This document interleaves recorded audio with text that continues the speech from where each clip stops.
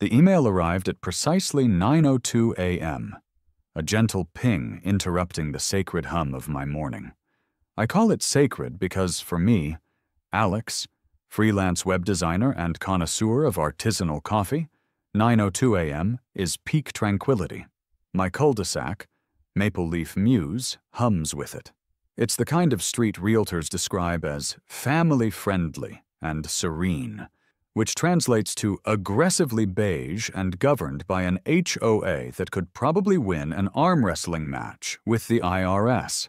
I work from home, my office overlooking a meticulously manicured lawn and precisely 3 identical maple trees.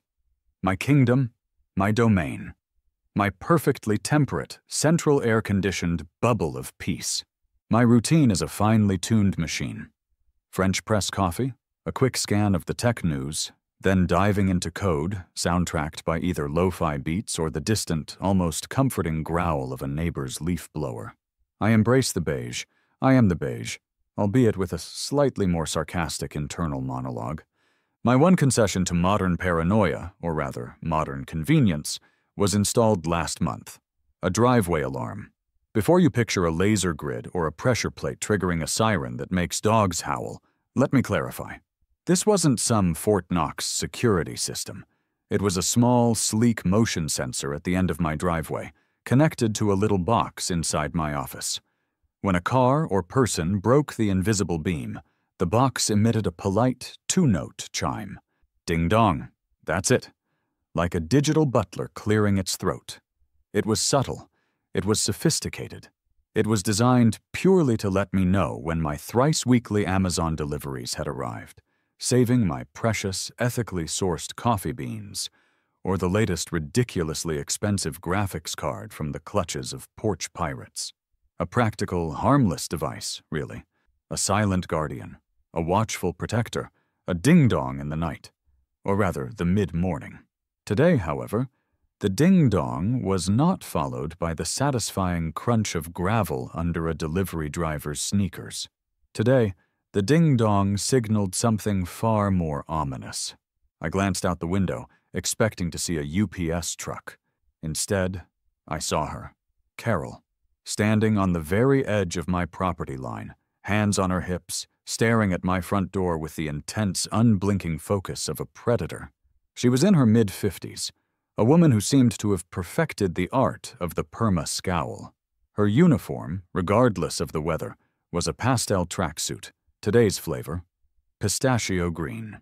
Clutched in her hand was the leash of a small, trembling dog, Sir Reginald Fluffenstuff, a fluffy white creature whose perpetual look of existential dread perfectly mirrored everyone Carol interacted with. I sighed. Carol wasn't a neighbor. She was an institution, the self-appointed arbiter of all things proper in Maple Leaf Mews. She once sent a registered letter to the HOA about the shade of blue I painted my recycling bin. It was standard issue, mind you, standard issue. I took a deep breath, pasted on my most saccharine, good neighbor smile, and headed for the door. "Morning, Carol. Lovely day, isn't it?" She didn't return the greeting. Her eyes, narrowed to slits, scanned my driveway. "Your noise machine," she declared, as if pronouncing judgment from a gilded throne. "It's a public nuisance." I blinked. "My doorbell?"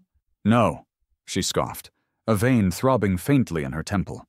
"The constant chiming. It's disruptive to the neighborhood's peace. It's stressing out Sir Reginald." Sir Reginald, at this precise moment, let out a weak, almost apologetic yelp, then tucked his tail further between his legs. The poor thing probably suffered from chronic anxiety just being around Carol. "Carol," I began, trying to keep my voice even. "It only chimes inside my house. It's connected to a motion sensor on my driveway, so I know when a package arrives. You wouldn't even hear it." She straightened, drawing herself up to her full, imposing 5'3". "I can feel the electronic vibrations," she stated, as if this were a perfectly reasonable thing to say. "They're acoustically invasive. They permeate the very fabric of our community's tranquility." Acoustically invasive? My internal monologue was on fire. Electronic vibrations? Lady, the only thing invasive around here is your uncanny ability to know every single thing that happens on my property. Is she a cyborg? Can she hear Wi-Fi? Does she have bionic ears that pick up the sub-audible hum of my smart speaker? I rubbed a hand over my face. Look, Carol, it's not hurting anyone. It's quieter than the gardener's leaf blower on Thursdays. That, she countered, pointing a finger at my driveway sensor, is a scheduled noise. Your device is an unpredictable, repetitive assault on the senses. It chimes maybe 3 or 4 times a day when someone actually comes up my driveway, I said, my patience starting to fray. It's a ding-dong. It's barely louder than a text notification. She just gave me a look that said, "You simply do not understand the sheer evil you have unleashed upon Maple Leaf Mews." With a sniff, she delivered her parting shot.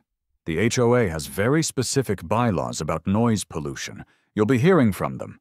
Then, with an imperious tug on Sir Reginald's leash, she spun on her heel and marched back to her perfectly pruned rose bushes, leaving me standing on my porch, bewildered. A few days passed. The ding-dong continued its polite, unobtrusive duty. Every time it chimed, I pictured Carol's head exploding somewhere down the street. A small, vindictive pleasure.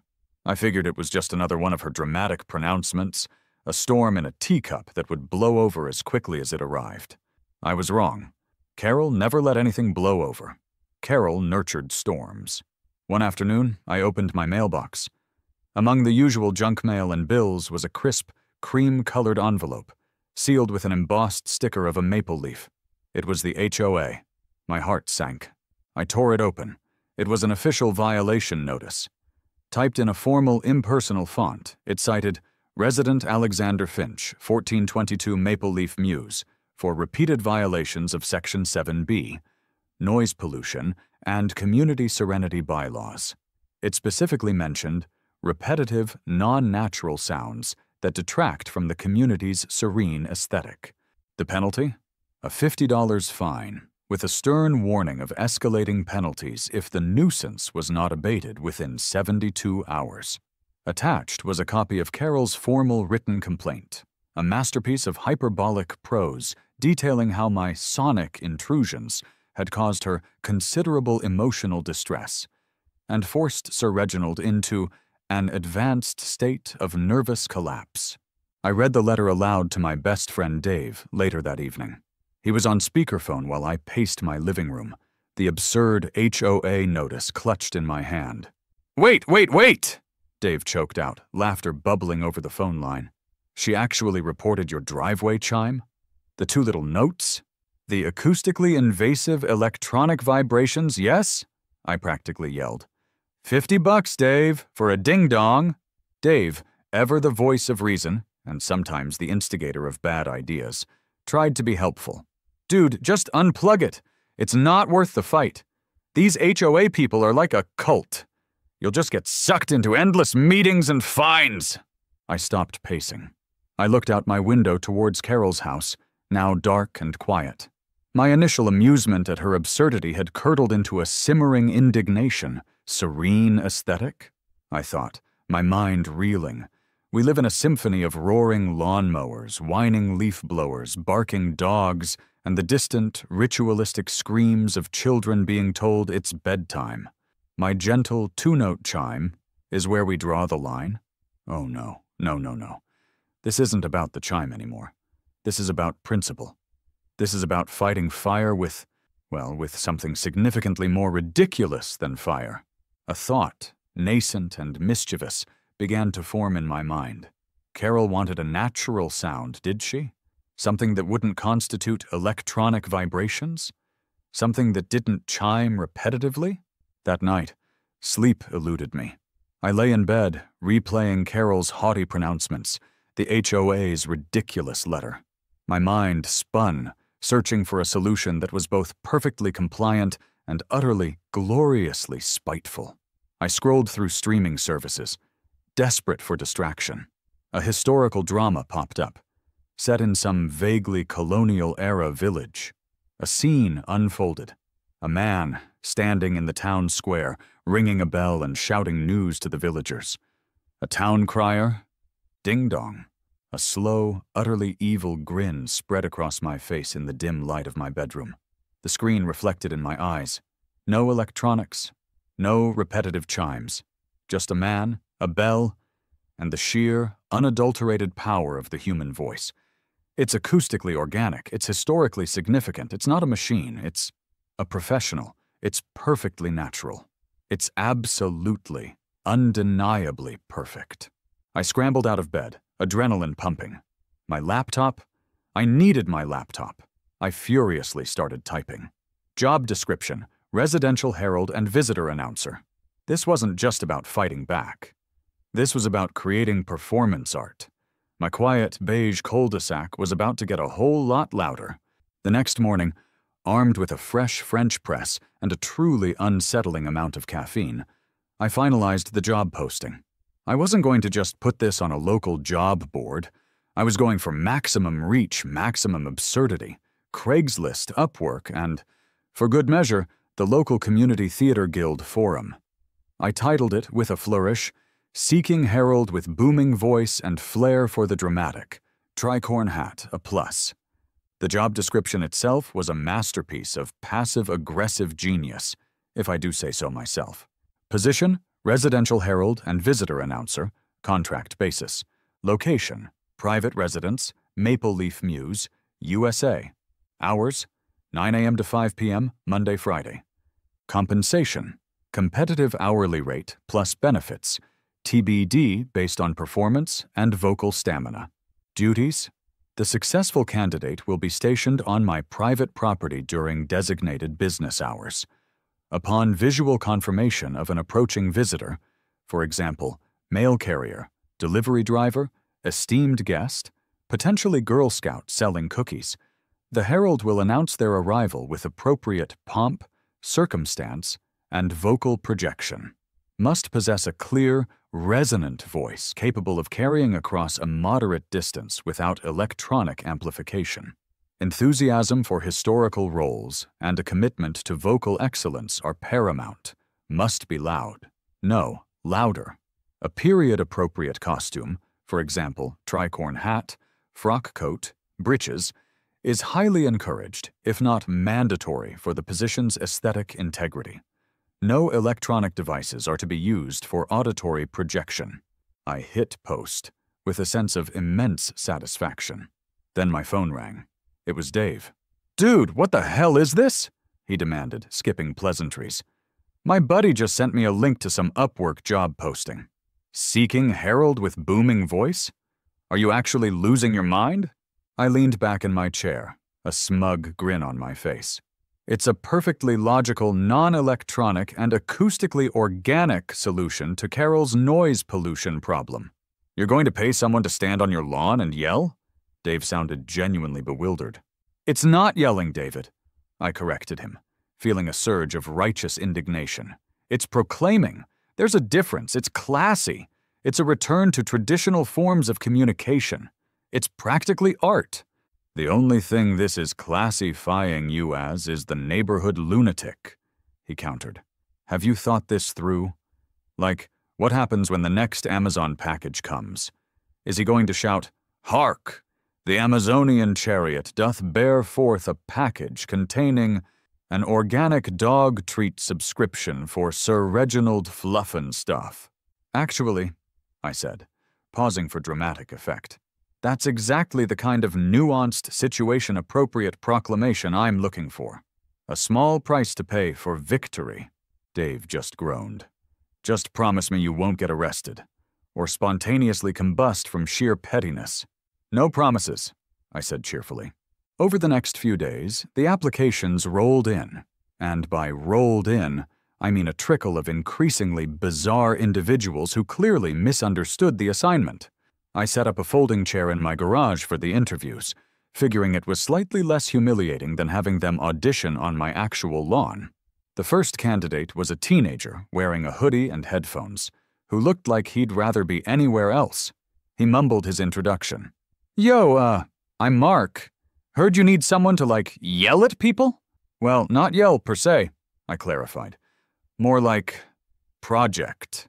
Audibly announce arrivals. Can you demonstrate?" He took a breath, then, barely audible, muttered, Amazon's here, I guess. Can you project a bit more? I asked. He shrugged, then pulled out his phone and turned up the volume on a trap beat.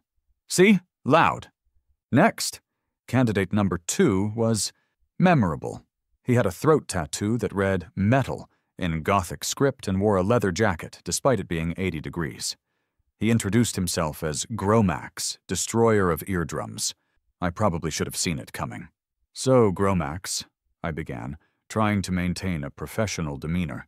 Can you give me an example of an announcement? He gave me a terrifying grin, then, without warning, let out a blood-curdling, guttural scream that rattled the very foundations of my garage. The parcel of dome arrives. Prepare your wallets for the onslaught of unboxing. I instinctively flinched, knocking over my coffee cup. Somewhere in the distance, I was fairly certain Sir Reginald Fluffenstuff had just yapped himself into a coma.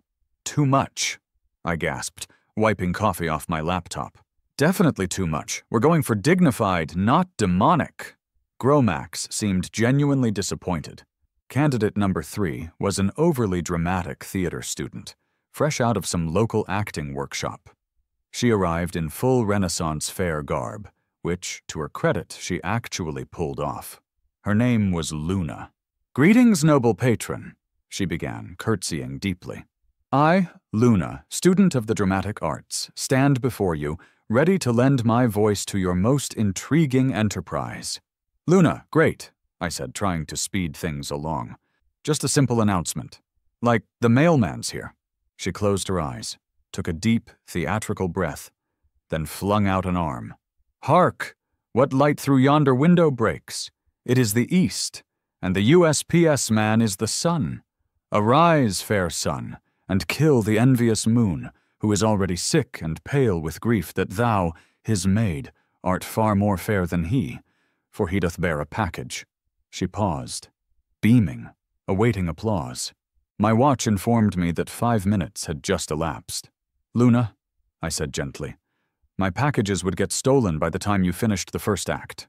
I was about to throw in the towel to admit defeat and succumb to Carol's petty tyranny when the final candidate arrived. He wasn't loud, he wasn't theatrical. He was simply magnificent. An older gentleman, perhaps in his late 60s, with a magnificent shock of white hair and an even more magnificent, neatly trimmed white beard. His posture was regal, his eyes twinkled with intelligent amusement, and he was wearing a full, historically accurate town crier outfit, velvet frock coat, breeches, buckled shoes, and a perfectly jaunty tricorn hat. He carried a large, gleaming brass handbell, which he held with the reverence of a medieval knight gripping his sword. He introduced himself with a crisp bow. Greetings, good sir. I am Barnaby Buttons, at your service. I come in response to your most intriguing summons for a herald of the domestic sphere.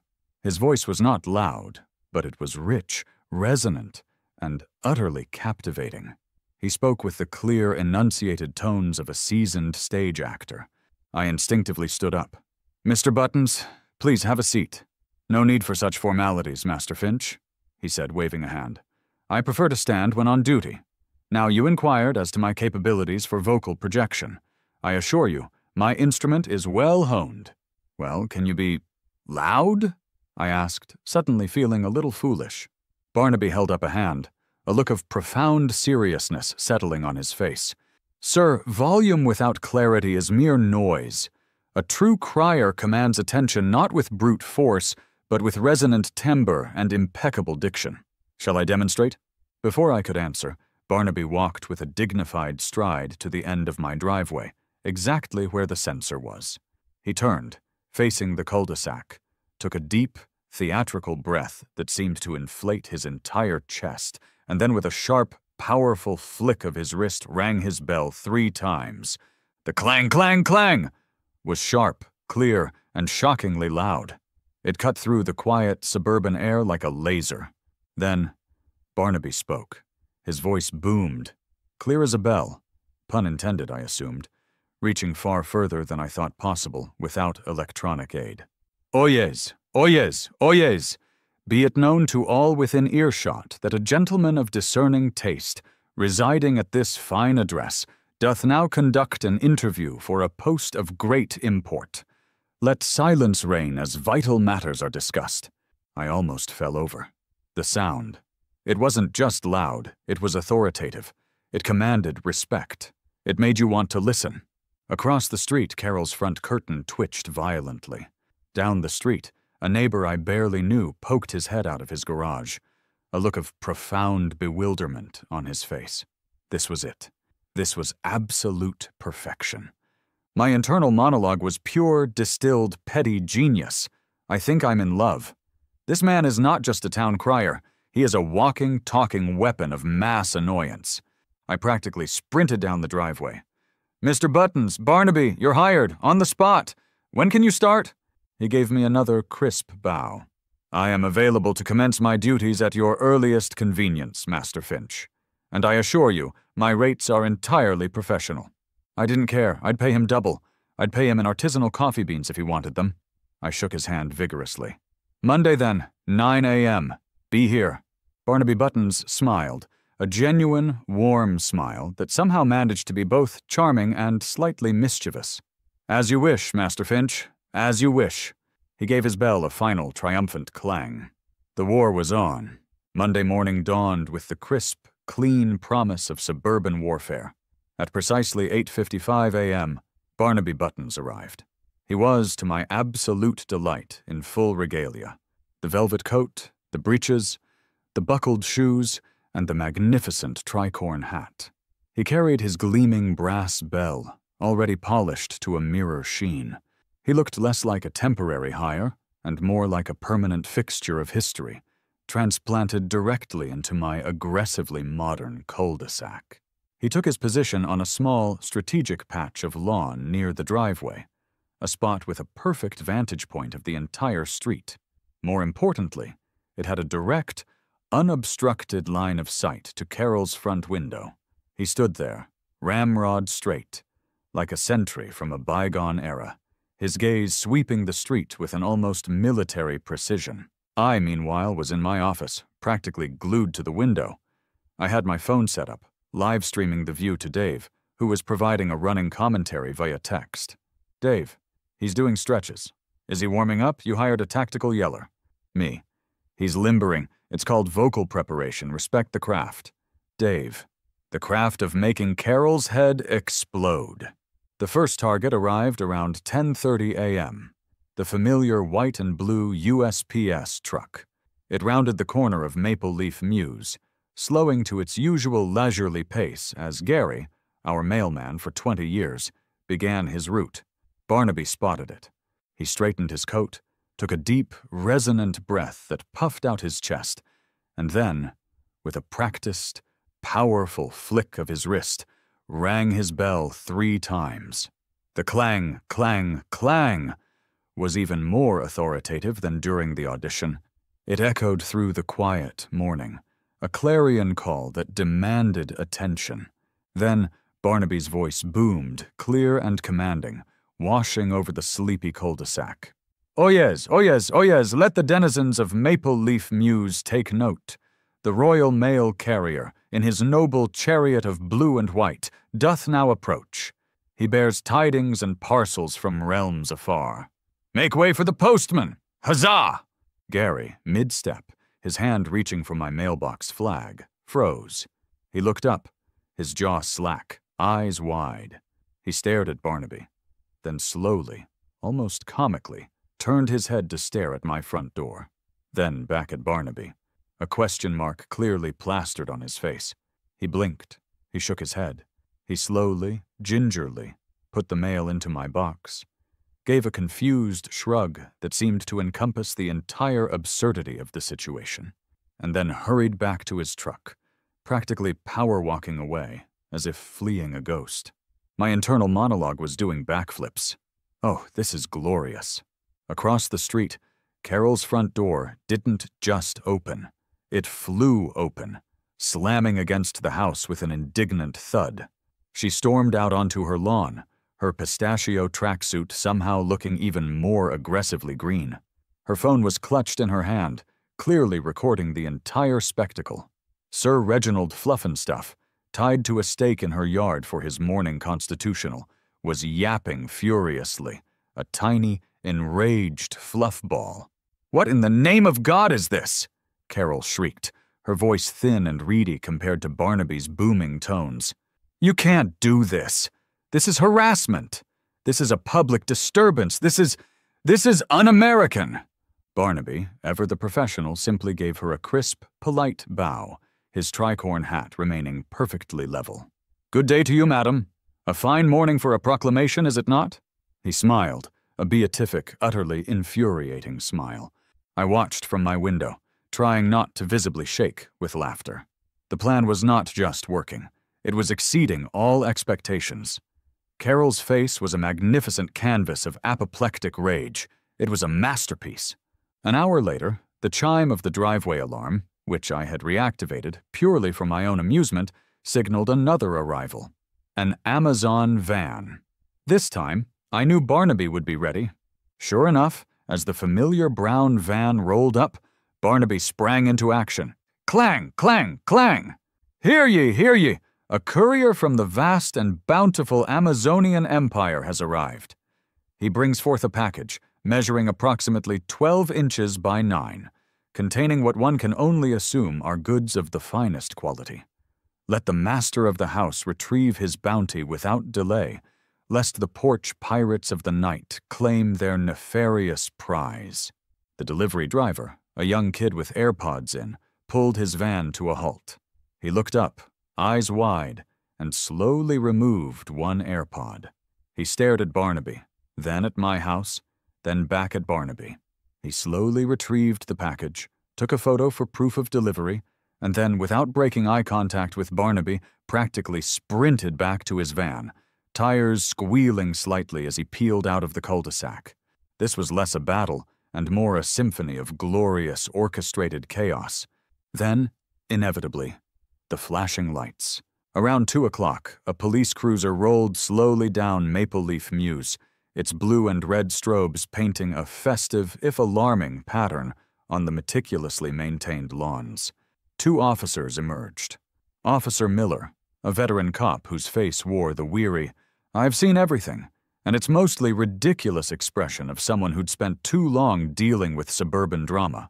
With him was Officer Jenkins, a rookie who looked eager, by the book, and utterly bewildered.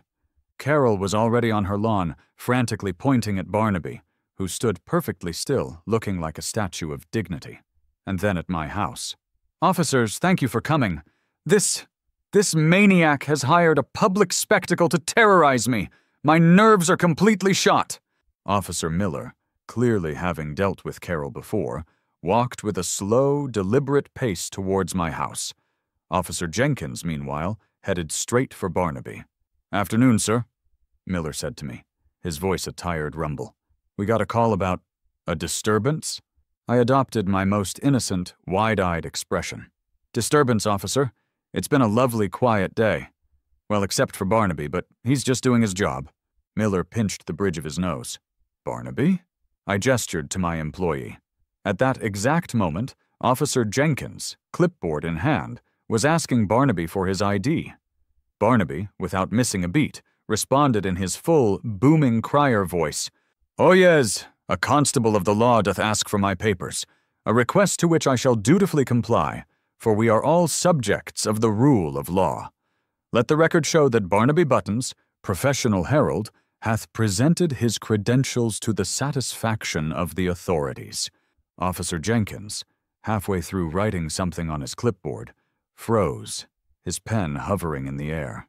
His eyes were comically wide as he stared at Barnaby, then at his ID card, then back at Barnaby's impeccably tricorn-hatted head. Miller sighed, a sound that contained the weary soul of every suburban cop in America. He looked from the man in the tricorn hat to Carol, who was now hyperventilating and gesturing wildly, and then back to me, smiling serenely. "Look, son," Miller said in a low voice, leaning closer to me. "Is he on your property?" "Yes, sir," I confirmed. "He's a contracted employee. Private security, you could say. For package announcements?" Is he using amplification? No, sir. That's all natural, free-range vocal cords. Top tier, I assure you. Is he threatening anyone? Only with exquisite diction, officer, and perhaps a heightened sense of historical awareness. Miller sighed again, a deeper, more profound sigh this time. He rubbed his temples. He then turned to Carol, who was practically vibrating with indignation. "Ma'am," he said, his voice firm. "As far as I can tell, no laws are being broken here. It's his property. He's not using any electronic amplification. It's before 10 p.m. It's unusual, certainly, but it's not illegal." Carol sputtered, her voice rising to a frantic shriek. But the noise! It's constant! It's unbearable!" Officer Miller gave her a look that clearly communicated his utter exasperation. "You're the one who filed a complaint about a ding-dong chime, right? Technically, this is less repetitive, and it sounds like he's actually doing a good job." He then looked at me, a flicker of something that looked suspiciously like grudging respect, or maybe just resigned amusement in his eyes. He warned Carol for the third time this month to stop calling 911 unless there was an actual emergency. The officers exchanged a look, shook their heads, and climbed back into their cruiser, slowly driving away. Officer Jenkins gave Barnaby a sort of bewildered half-salute as they passed. I gave Carol a cheerful, almost triumphant little wave. She stared back, her face a mask of pure, unadulterated, unholy rage. She had wanted to silence my chime. Instead, I had gifted her a human loudspeaker. The war, my friends, had not just begun. It had escalated to DEFCON 1. Carol, as I quickly learned, was not one to be easily defeated by a minor inconvenience like the law or common sense. Her counteroffensive was swift, petty, and entirely predictable. The next day, Barnaby was mid-proclamation, his magnificent voice announcing the arrival of a FedEx truck, when Carol's sprinkler system roared to life. Several sprinkler heads, clearly recalibrated for maximum impact, were aimed directly at Barnaby's post. A sudden cold spray drenched him. Barnaby, however, didn't flinch. He simply paused, wiped a bead of water from his tricorn hat, and then, dripping wet but utterly composed, finished his announcement. "And let it be known that a sudden, unnatural deluge has commenced, yet the duties of the crier shall not be deterred. Let neither rain nor petty malice deter the noble task of informing the populace." He then gave a small, dignified shake, like a wet dog, and resumed his post, his uniform clinging to him. This, I decided, was unacceptable. Barnaby was a professional. He deserved better than to be subjected to watery assaults. Carol's next move confirmed my suspicions about her dedication to absurdity. The polka offensive. She set up a large, weather-resistant Bluetooth speaker in her front window, aimed squarely at my lawn. Anytime Barnaby began a proclamation, she'd blast cacophonous polka music, a truly horrifying accordion and tuba symphony designed to drown out his voice. It was a sonic war, a battle of decibels and dignity. This called for an upgrade. I couldn't let my star employee be subjected to such treatment. It was time to elevate Barnaby, literally. I called a local handyman/contractor named Gus. Gus was a burly man in his late 40s, with a thick mustache and a perpetually bewildered expression that deepened significantly when I tried to explain my project. "So, Gus," I began, gesturing towards the spot where Barnaby usually stood, "I need a small, elevated, covered platform. Something substantial, like a gazebo, but more proclamatory." Gus scratched his head, his brow furrowed. "A what? You want a yelling shed?" "A crier's box," I corrected him, warming to the idea. "With a proper roof to protect him from the elements. Rain, sun, unexpected sprinkler attacks." Gus stared at me for a long moment, then slowly shrugged. "Your money, pal. You want a fancy doghouse, but for a person in a hat, I'll build it."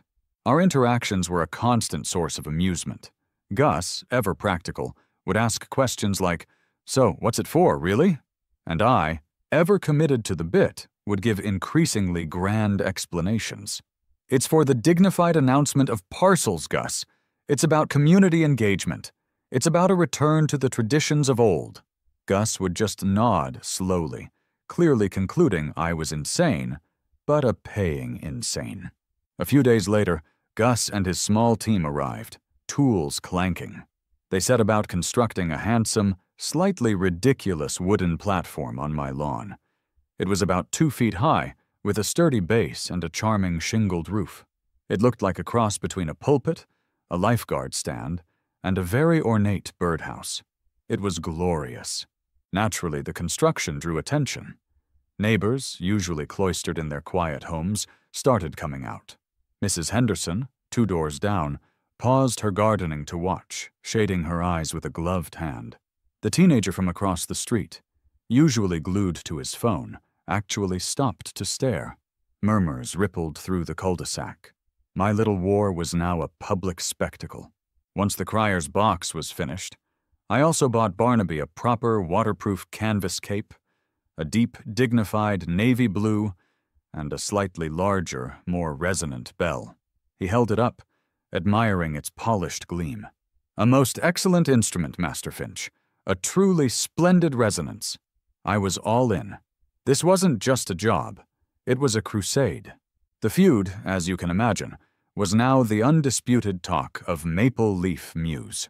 The neighborhood, once a monolithic block of beige neutrality, began to divide. There was Team Carol. A few older residents, primarily those who had been swayed by her incessant whining about property values and community decorum, or those who simply valued absolute quiet above all else. They'd give me dirty looks when I collected my mail, or conspicuously avert their eyes when Barnaby was on duty. But then there was Team Alex. This group grew steadily. Younger families, parents of small children, and anyone who had ever felt the oppressive weight of Carol's self-righteousness. They found the whole thing hilarious. The kids next door, a brother and sister named Leo and Maya, started calling Barnaby the Shouty Man and would cheer for his announcements. One afternoon, Mr. Henderson, a sweet older gentleman who lived 3 houses down, actually snuck over while Carol was at the grocery store. "Alex," he whispered conspiratorially, "I just wanted to thank you. Carol made me rip out my prize-winning roses because they weren't on the HOA's approved flora list. Said they disrupted the aesthetic. You're a hero, kid. A real hero." He pressed a crisp $20 bill into my hand. "For Barnaby. Get him a celebratory beverage." Barnaby, meanwhile, embraced his role with the enthusiasm of a Shakespearean actor given the lead in a new play. He and I started workshopping the announcements. They became more entertaining, more specific, and occasionally, subtly, wonderfully tweaked to needle Carol. For the pizza delivery one Friday night, clang, clang, clang! Huzzah! The pizzaiolo's emissary arrives, bearing a circular shield of cheese and pepperoni. A feast fit for a king, and a welcome sight for all who value joy over perpetual grievance. Let the aroma of baked dough banish the doldrums of the day. This last line, delivered with a direct, unblinking stare at Carol's now closed front window, was a particular favorite. For the little Girl Scout selling cookies. Gentle, melodious bell tinkling. "Behold, a tiny purveyor of delicious biscuits hath arrived. Let the master of the house support this noble enterprise, for her cause is just, her spirit bright, and her cookies, thin and minty, are a balm to the soul. Oyez, cookies!" Barnaby then, with a flourish, purchased 3 boxes of thin mints himself, delighting the young entrepreneur. Carol, naturally, was not amused. Defeated by law enforcement and outmaneuvered by vocal cords and a contractor, she resorted to the only weapon she had left, the HOA. Another flurry of crisp, cream-colored envelopes arrived. Violation #1. Unapproved structure. The Crier's box, they claimed, violated the bylaws against non-conforming ancillary structures. Alex, however, was ready. I countered by submitting a detailed permit request for a garden folly, citing historical precedent for such decorative, non-functional, technically, structures. I even included printouts of various 18th century garden designs. They hadn't seen that coming. Violation #2. commercial enterprise. The HOA, clearly prodded by Carol, argued that Barnaby's presence constituted a commercial enterprise operating within a residential zone. I countered by providing them with Barnaby's employment contract, which meticulously listed him as a personal assistant for auditory alerts. A domestic employee, not a business. I even attached a copy of my own freelance web design contract, arguing that my home office was also a commercial enterprise. And where did they draw the line? Violation #3, loitering. When the HOA tried to argue that Barnaby was loitering on the property, I sent them a detailed minute-by-minute schedule of Barnaby's shift, complete with designated break times, lunch breaks, and even a vocal rest period. Loitering? This was meticulous, organized, professional deployment of a human resource. Each letter from the HOA was more unhinged than the last. They cited increasingly obscure rules. They attached blurry photos taken from Carol's house, trying to prove various infractions. I framed them and hung them in my office, a gallery of bureaucratic exasperation. My conversations with Dave, which had started with his attempts to talk me down, had now shifted entirely. They were less about, "Should you do this?" and more about, "What's the absolute craziest thing you can do next?" "You know," Dave suggested one evening, "if she complains about the garden folly, you could always dig a moat with drawbridges. That'd be historically significant." I briefly considered it. A moat. A legitimate, actual moat. It would solve the sprinkler problem, and it would definitely deter unsolicited HOA letters. Maybe if this escalates further, I mused, already envisioning Barnaby making announcements from a tiny boat. But for now, the Crier's box and the sheer, unadulterated power of Barnaby's voice were holding the line. Carol's rage, however, was reaching critical mass. I knew the next move would be a big one, and I was ready. Carol, it seemed, finally realized she couldn't win through official channels. The HOA, bless their rule-bound hearts, were proving too slow, too susceptible to my own brand of bureaucratic counterattacks. She needed a more direct approach. She needed to rally the court of public opinion. So, one Tuesday evening, I found a cheaply printed flyer tucked under my doormat. The headline, in bold, aggressive lettering, screamed, "Emergency Neighborhood Meeting to Preserve Our Community's Decorum." Below it, a bullet point list. Noise pollution, unapproved structures, declining property values, the erosion of suburban peace. The meeting, the flyer announced, would be held this Saturday morning at 10 a.m. Location, Carol's front lawn, directly facing my house. It was less an emergency meeting and more a public execution, a declaration of open, unadulterated war. Dave called me, having also received a flyer. "It's a trap, man," he warned, his voice urgent. "She's going to ambush you. She's going to try to turn the entire neighborhood against you. You need a plan, a solid defense." I leaned back in my office chair, a small, knowing smile playing on my lips. "A plan?" I mused. "Oh, David, I don't have a plan. I have a 68-year-old thespian with a brass bell and the voice of a god. We don't need a plan. We have Barnaby." Saturday morning dawned clear and cool, a perfect day for a public spectacle. By 9:45 a.m., around 20 neighbors had gathered on Carol's lawn. She'd meticulously arranged rows of folding chairs, each with a bottle of water. At the front, next to her manicured rose bushes, stood a portable whiteboard on an easel. She was dressed in her power tracksuit. Today, a particularly severe shade of eggplant purple. I watched from my porch, Dave beside me, nursing a lukewarm coffee. Barnaby was already in his Crier's box, looking regal and calm. He wasn't in his full Crier uniform today. Instead, he wore a simple, dignified dark suit, a crisp white shirt, and a smart bow tie. He had left his bell in the box. His presence alone was statement enough. At precisely 10 a.m., Carol stepped forward, a stern expression on her face. She tapped the whiteboard with a dry erase marker. "Good morning, everyone," she began, her voice tight with barely suppressed fury. "Thank you for coming to this emergency meeting. As you all know, our once peaceful community has been assaulted by a series of unprecedented disturbances. She paused for dramatic effect, shooting a venomous glare at my house. "Item 1, she announced, writing on the whiteboard with a flourish. "The noise pollution." She then launched into a tirade, reiterating her complaints about my, now silent, driveway chime, but quickly pivoting to the constant, incessant, and frankly aggressive shouting of Barnaby. She elaborated on Sir Reginald's therapy bills and her own deteriorating nervous condition. Item 2, the unapproved eyesore. She stabbed the marker towards my Crier's box. This shack has appeared on his lawn without proper approval. It detracts from our property values. It's a blight on our serene aesthetic. Item 3, she continued, her voice rising in pitch. The constant disruption of our peace.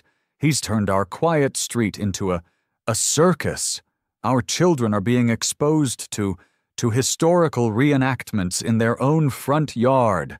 She worked herself into a frenzy, detailing how her life had become a living hell, a cacophony of unwanted proclamations and structural anomalies. Some of the older neighbors nodded along, others shifted uncomfortably in their chairs, avoiding eye contact with me. When she finally finished, panting slightly, she pointed a trembling finger directly at me. "Well, Resident Finch, what do you have to say for yourself?" I simply smiled. I looked at Barnaby, gave him a single, subtle nod. He met my gaze, a flicker of understanding passing between us. He then stepped out of his Crier's box, not with a flourish, but with quiet dignity. He walked to the edge of my lawn, facing the assembled neighbors, his hands clasped behind his back. He didn't have his bell. He didn't shout. He simply began to speak, his voice calm, clear, and carrying across the lawns with the resonant power of a trained orator. It was a stark contrast to Carol's histrionics. "Good people of Maple Leaf Mews," Barnaby began, his voice imbued with warmth and gravitas. "I have stood on this patch of land for several weeks now, and in that time I have not just announced visitors. I have observed. I have listened."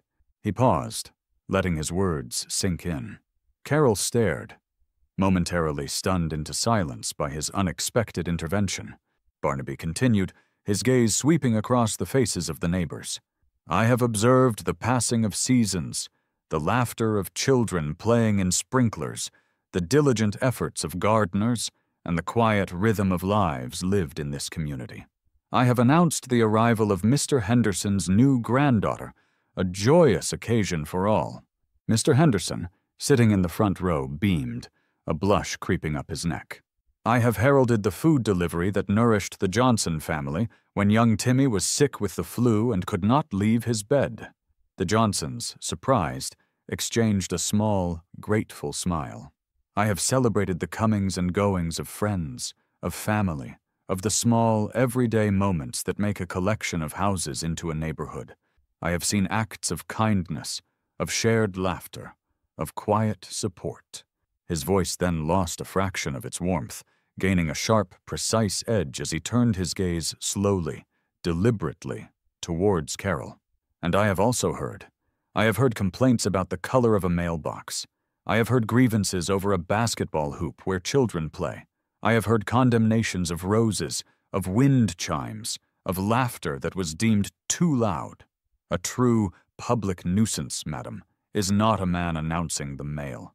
It is the cold, petty tyranny that seeks to sand down the beautiful, messy edges of life until all that is left is beige and silent. It is the insistence that joy must conform to an arbitrary rulebook. It is the attempt to silence anything that dares to be distinctive." There was a stunned silence. Barnaby's words hung in the crisp morning air, cutting through the manufactured outrage like a surgeon's scalpel. He hadn't just defended me. He had articulated a defense of a vibrant, imperfect community against a singular, petty tyranny. Then, Mr. Henderson, sitting in his lawn chair, slowly, deliberately, started to clap. It was a soft sound at first, a lone pair of hands. But then it grew. The Johnson family joined in. Then the family with the basketball hoop, whose son Leo clapped with unbridled enthusiasm. Slowly, hesitantly at first, Then, with growing confidence, more than half the assembled neighbors began to applaud.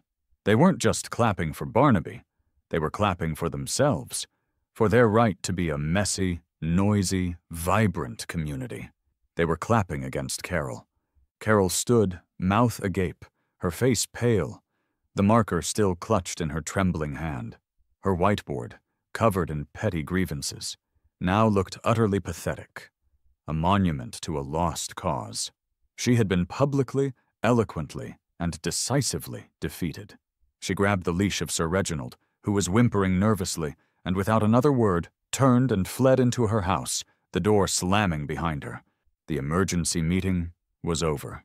The Battle of Cul-de-sac Crest had been fought, and for once the forces of absurdity and righteous indignation had triumphed.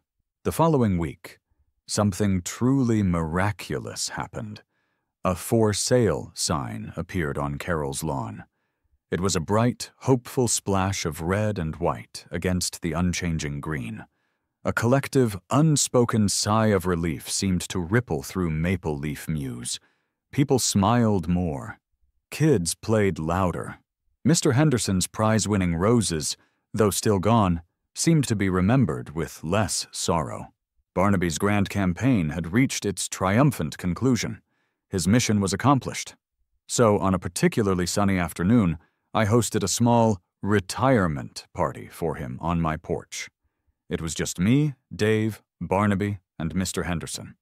We shared a few cold beers, and Barnaby, out of uniform but still possessing that inherent dignity, recounted some of his favorite proclamations.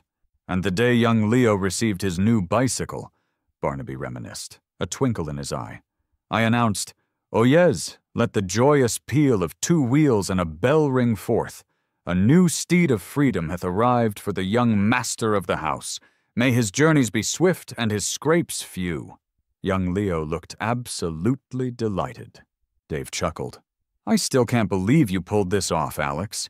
It was beautiful in its insanity. It was a testament to the power of a clear voice and a just cause," Barnaby corrected. He raised his glass. "To the fine line between madness and genius, gentlemen. May we always have the courage to proclaim from it." We clinked bottles. I paid Barnaby a handsome bonus. He deserved every penny. We exchanged contact information. He mentioned he was auditioning to be the official announcer at the local Renaissance Fair, a role that seemed tailor-made for him. It was a perfect fit. He gave me a final, elegant bow, and then, with a confident stride, walked down my driveway for the last time. The next day, Dave and I dismantled the Crier's box.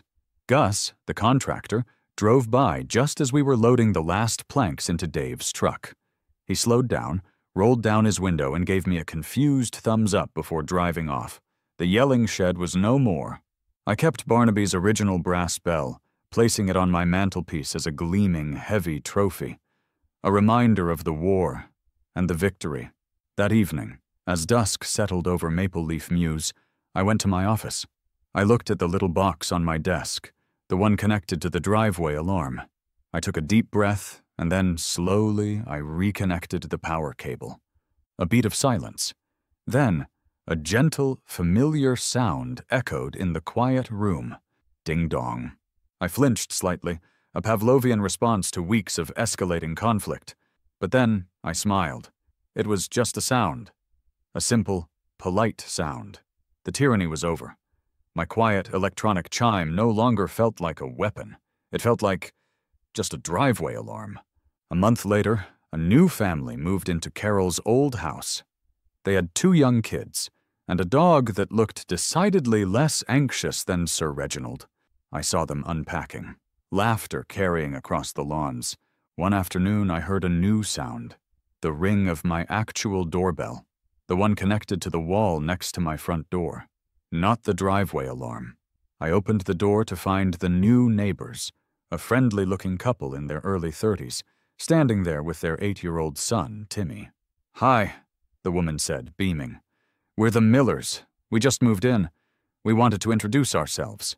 Heard this was a really lively neighborhood." She gave me a knowing look. "Alex," I said, shaking her hand, then her husband's. Welcome to the neighborhood. It's very quiet here now, actually." As we chatted, Timmy, the young son, looked past me into the living room. His eyes landed on the big, gleaming brass bell on my mantelpiece. "Wow, cool bell!"